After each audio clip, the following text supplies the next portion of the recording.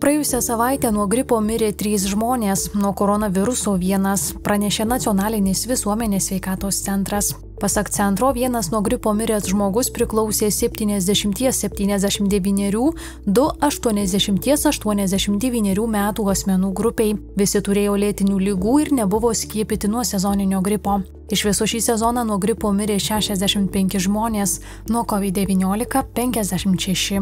Lietuvoje sergamumas gripu, ūminėmis viršutinių kvėpavimo takų infekcijomis ir COVID-19 liga išlieka aukštas, palyginus su ankstesniais gripo sezonais.